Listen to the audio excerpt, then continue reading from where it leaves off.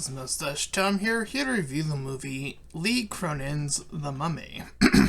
So I've seen the trailer for this movie, and was a little confused, obviously, because we have a Mummy franchise with the same exact title. Apparently, I don't know, because I checked the behind-the-scenes thing, if this is meant to be a within that universe or within the monster universe.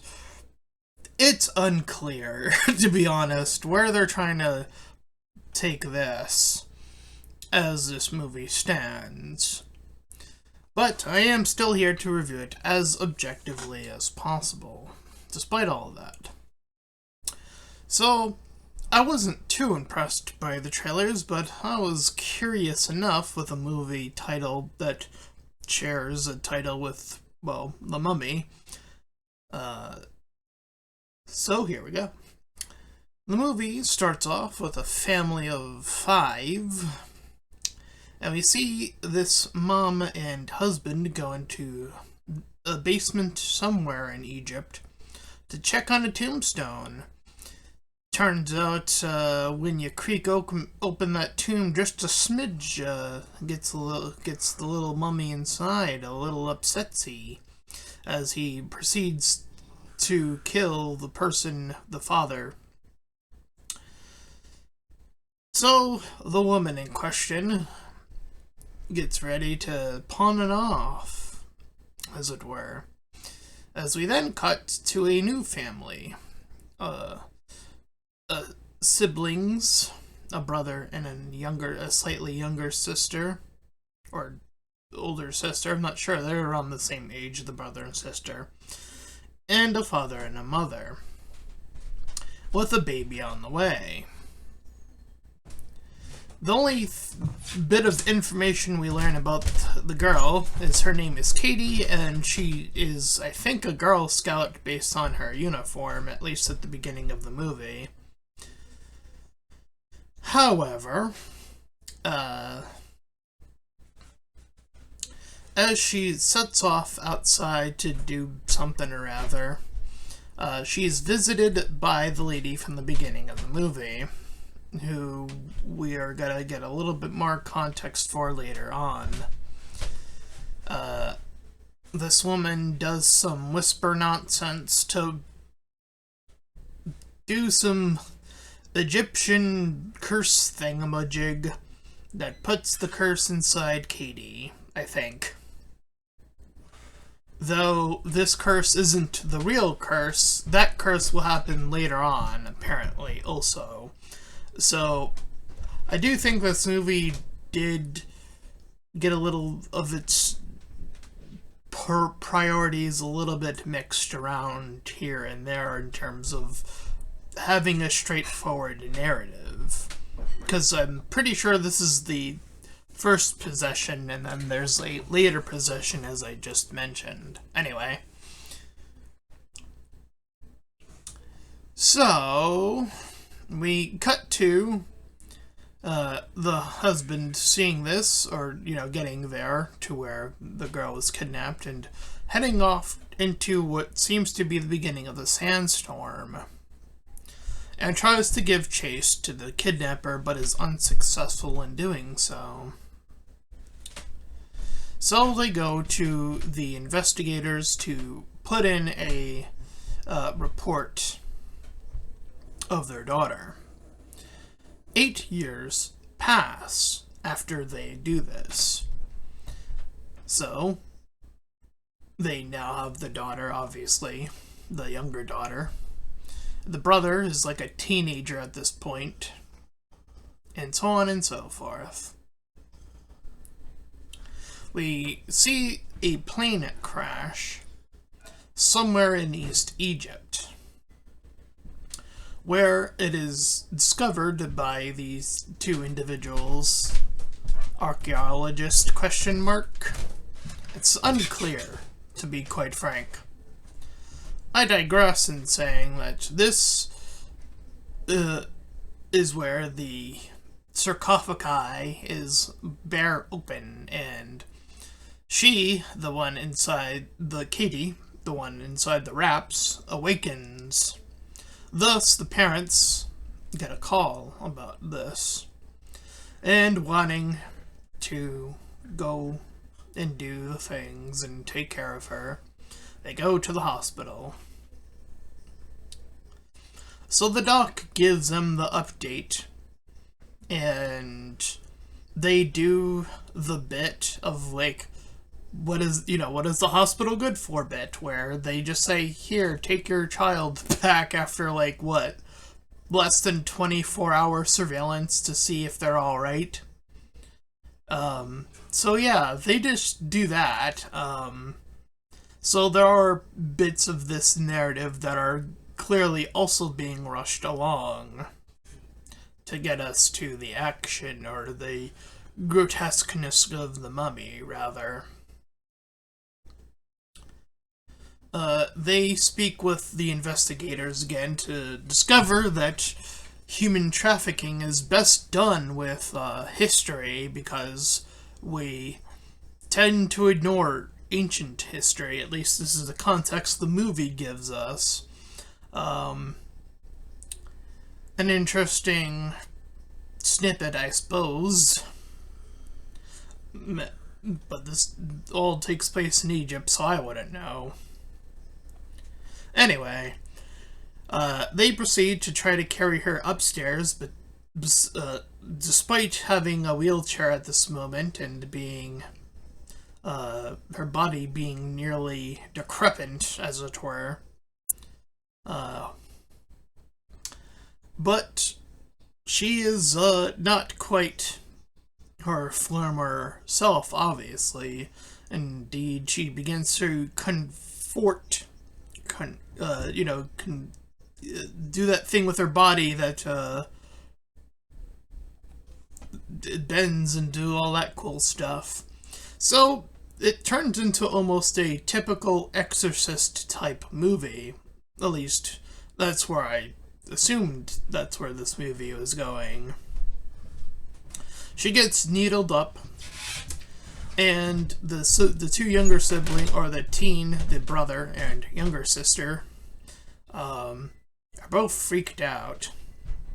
Later on that night, the younger sister hears some noises and wakes up Seb. I think that's the name of the brother. That's what I wrote in my notes anyway. So the father checks in with the wife to see that Katie is now abruptly gone. They begin investigating, and this scene I'm actually a little bit, I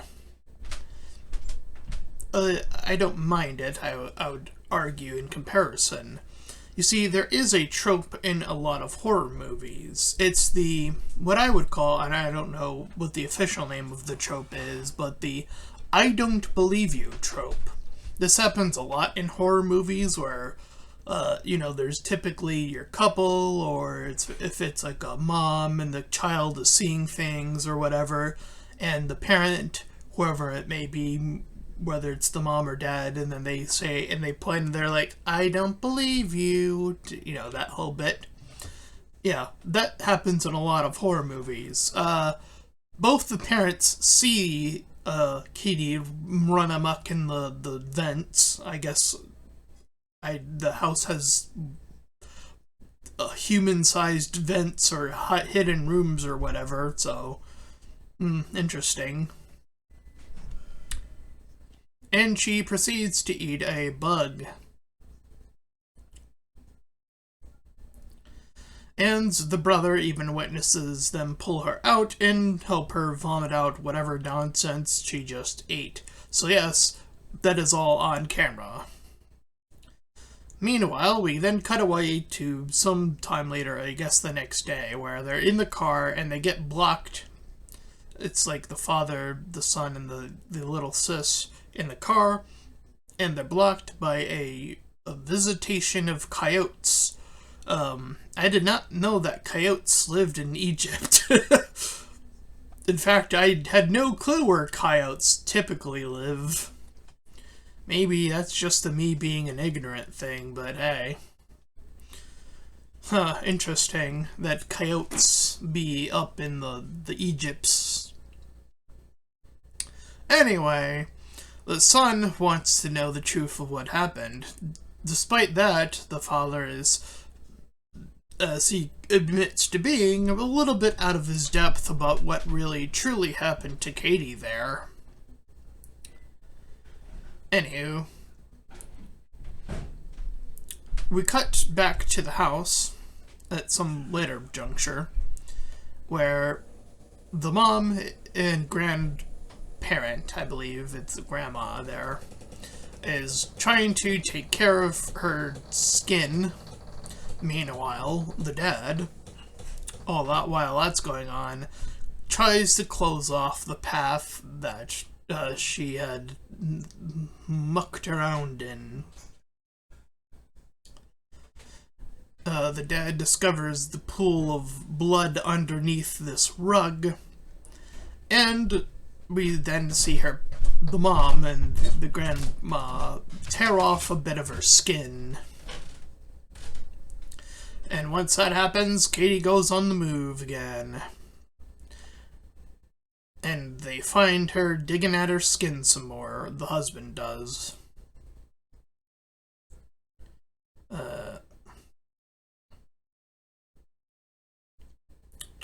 Sorry, I lost my place in my notes there. So it is at this juncture of the movie that the father suggests that they find a caretaker, which you would think, with the hospital's treatment of them just giving this child away after less than 24 hours of surveillance, seems like a really strong idea, but the mom's like, no, I don't want that. I can handle things here.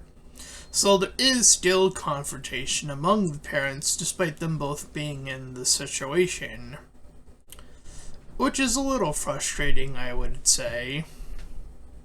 I mean, they do inevitably both flip to the same position, which is his position from this point moving forward. But I digress.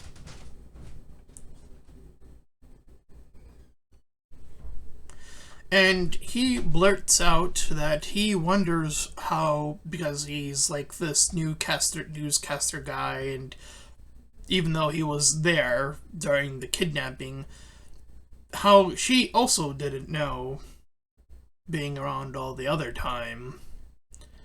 And this upsets her. But not for long, because we got other stuff to deal with. We see that her skin had some text layered on top of it. But we have no clue what the text means. So, we go into another horror bit that is heavily overutilized, the doing research bit. So, we cut to some classroom where the teacher's going on about, I presume, burials and all that stuff. But after the class, the father brings in the images of the text, and he's like, oh, what's this all about? Meanwhile, or after, sorry, not meanwhile, but after the fact, after getting the text across, he gets back to the house to check in on her, and gets a little bit of Morse code. Fun, because she was a Girl Scout, again, presumably, based off of the uniform, which gave her the name, or him the name rather, Lila. That is all he is given, and he brings it back up to the investigator, who she gives her roundabout of being able to find 57 individuals, though finding them in good health is the number that is actually incredibly lower than that, I think is based off of what I remember, if any. Anywho,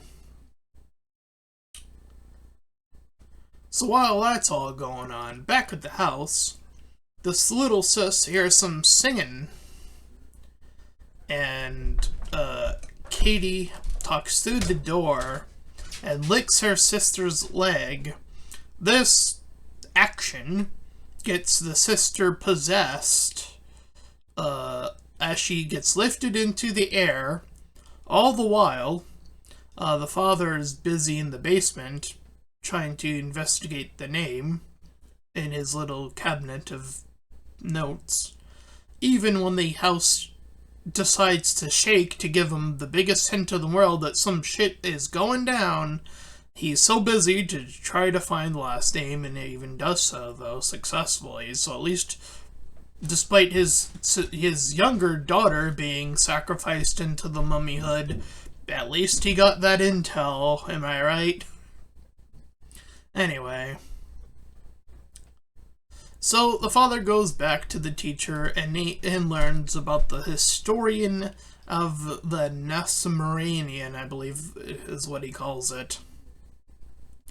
And now we see the possessed sister going to the school, mocking the teacher at one point. All the while, the investigator arrives at the house, now given a first and last name of the potential kidnapper, and shoots one woman down as she chases into getting shot. The second woman holds up a box containing within it a cassette with Katie's name on it. Meanwhile, back at the home, the water ain't looking so good. Comes out all dirty, because stuff in the house is getting worse. The sis is cursing under her lips. Katie attacks the grandma. And now things are just moving on their own, or she's moving them, presumably. Chair moves with her power, or whatever. And chains the grandma out, blasting her out of the doorway just as the dad, brother, and younger sister arrive to have the grandma burst down into the car with the coyotes ready to eat at her outside.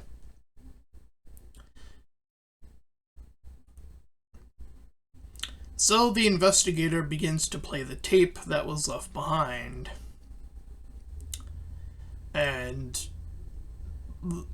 presumably listens to all of it or whatever. And then rewinds it, likely, because for what happens later on in the movie. We then cut to a funeral held at the household of the grandma. We see the younger sis spitting out blood because she's all possessed now and spreads it on the food. The brother hears the knocking, Katie knocking, and gets all eared up later on. You can even hear her through his headphones. So her power is pretty well growing at this juncture of the movie.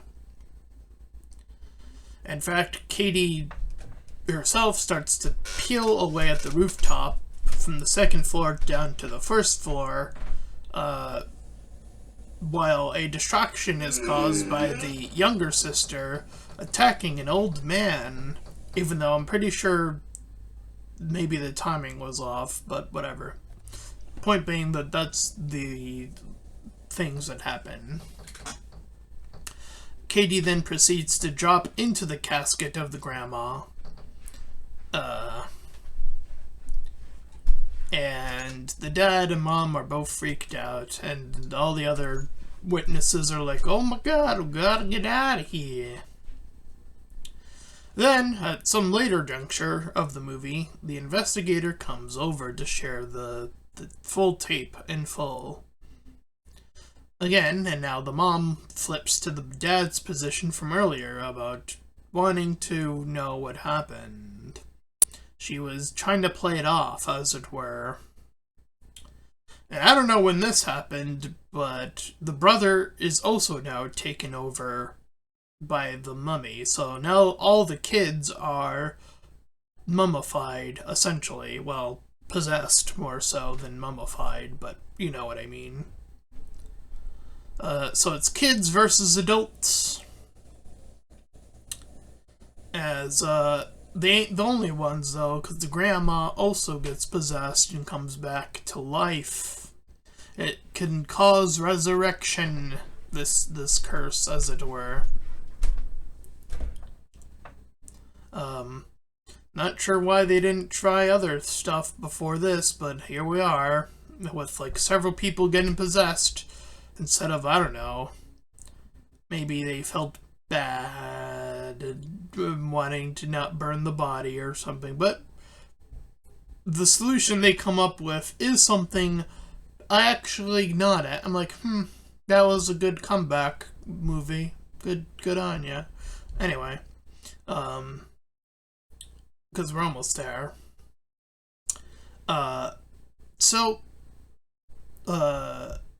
Obviously, things are getting out of control. The mom is, like, heading up. The grandma attacks after some time.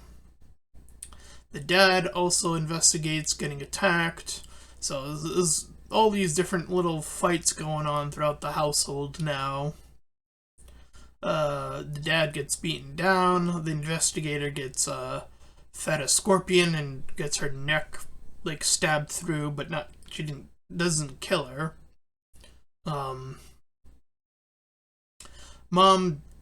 The mom jabs the son with something or other. I'm not sure what it was. I initially thought it was, like, a knife. Like, I thought she was, like, trying to kill him. I guess it was some sort of injection of some kind. Anyway, he's knocked out for the proceedings. And the dad is rejoined by the investigator who lure the main mummy, Katie, into a room with her remembering the words from the curse. So they lure her into that room where they have the curse go from Katie into the father. And this curse is this black ichor goo thing that goes from passerby to passerby.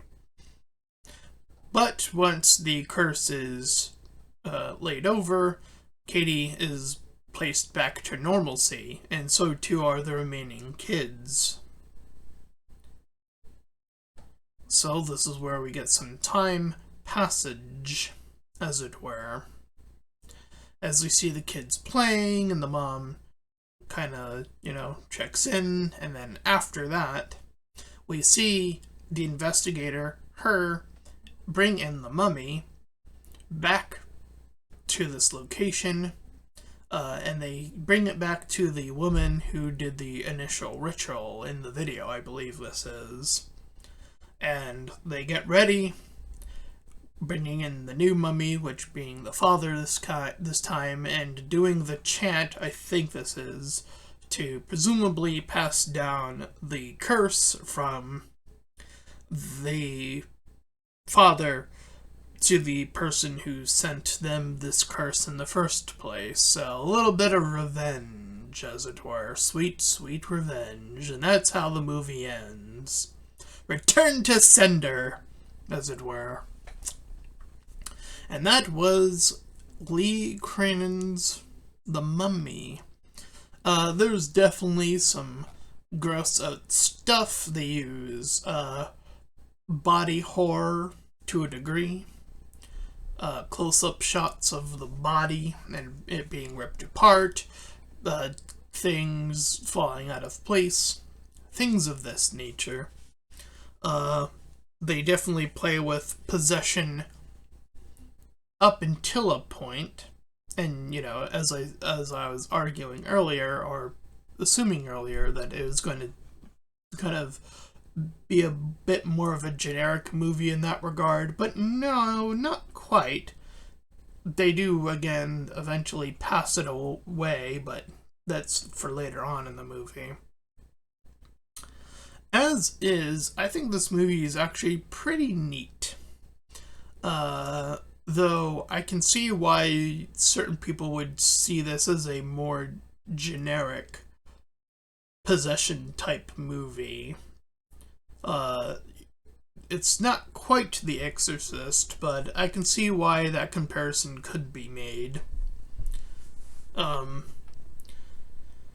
In terms of this, I think the movie is fine.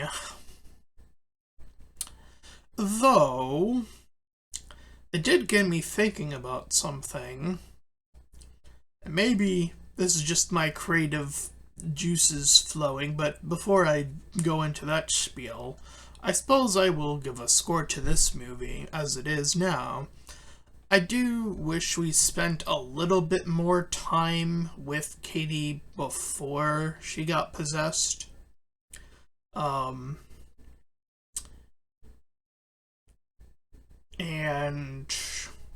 I think that is one of the bigger parts of why, because for The Exorcist, speaking of making that comparison, I feel like, and maybe I'm misremembering, but I felt like we spent a little bit more time with the girl before she transforms. Or we witness about, a lot more about her even kind of during the possession. And we really don't know all too much about this character, nor really too much about the family as a unit, other than the father works at a newscast situation. And it seems to be a generic family by all accounts, but I don't know, it just feels like there was this gap of, like, information to get me hooked into the characterization. And, like, and that's the thing, is, like, I think that is vital, because when she gets taken over, my mind didn't even, like, go to, like, oh no, like, we gotta get her back. Like, my mind didn't even go there. And I think that that's the key reason, is because of that little time spent with her as, not being possessed. Again, we only know that one bit of information about her, and it doesn't feel like we know all too much. I do think that that is the movie's biggest flaw. I think that's why I would score it at a 6 out of 10 rather than a 7 out of 10. I do think that this movie is good, but I do think the character work needed a little bit more meat on it, as it is. Everything else, I would argue, is fine. And I know this movie is long-ish, it's like in the 2-hour mark, but I would argue I think this movie actually needed to be a little bit longer, if anything. Not shorter, because I heard some other reviewers say that this movie needed to be shorter. No! Stop saying that. A movie should be as long as it needs to be, and from what I'm seeing, this movie needed more time to give to Katie so that we, as the audience, could connect to her as a character, because we really don't know what type of character she was, and again, we don't really even know who the father is. When he gets possessed, I'm like, well, yeah, there goes that newscaster guy, I guess, and until they pass it along at the tail end of the movie. So presumably the family is just fine outside of losing their grandma, I think, because I think, like, if the dead body was dead before, it would go back to being dead, I guess. Anyway, point being is that this movie could have definitely used a little bit of tightening up, like the initial kidnapping. section where they do where I thought the first possession happened, and then they have the videotape to be like, no, this is the actual possession, though. You know, things like that to tighten up those parts to make it more clear when things are happening. And just more time at the beginning with Katie as a character. Because again, we really don't know that much about who she was. And we don't really get to learn all that much after the fact. Anyway, so that's my review. But I did say about the whole bit about my fun idea. You see, there was this movie called Brightburn. And for those who were unfamiliar, right, you had this whole long spiel about Superman. And the whole bit about that, for those in the know, is that Superman was the goody two-shoes of the era for quite some time. And then some people came along and eventually said, but what if that character was bad? And then they made a whole bunch of side movies and stuff about that. You got your Homelanders, your the father from Invincible. I already forget his name because Invincible's a shit anime from what I've seen thus far. And then there was the movie Brightburn, which was the kid who got the Superman treatment, and it was again treated in the horror genre to sort of re-illustrate what if you get a kid with superhero powers and evil intent on top of that, I guess, to a kid, which was Brightburn. And I was thinking, like, right, we have that whole section, and then we have the section of the horror monster, which is where the Mummy comes from, right? The Mummy, the iconic among the werewolf, the vampire, all these greats, right? And typically, more typically than not anyways, I know they have been portrayed as good in certain circumstances, but hear me out, right? So we have them as antagonist, or within the horror genre, and how about we do a double flip, is what I am suggesting, right? We take a horror icon, like the Mummy, and we reverse engineer the bad guy bit of the horror of making another Brightburn, and let's say we make like a character like the Mummy who still looks disheveled, or maybe even go fully demonic, I don't know, like make it something different from this even. So maybe like the person who gets possessed looks way more obviously demonic or something, but their power set and how they use their powers is for good. We flip it to the superhero genre. As the superhero genre flipped to horror, we re-flip the horror back to the superhero genre using the horror villain. I think that's a free idea waiting in the wings. And I look forward to someone stealing that idea to make a movie, if that hasn't been done to death itself already. I could be talking about some movie that already exists, but to my knowledge, like, I have seen, characters like the Mummy and all these horror guys played up as more heroic in a sense, or more misguided, characterized, and they're still disheveled even though they're the good guy, technically speaking. Like, I've seen that representation. I'm not sure if I've seen them be the superhero, the one that people call upon. I don't think I've seen that before. Again, to my knowledge, I could be misremembering. My knowledge is failing me currently. But hey, let me know in the comments if I'm just full of shit and if there's already a movie like that. Pretty sure there is.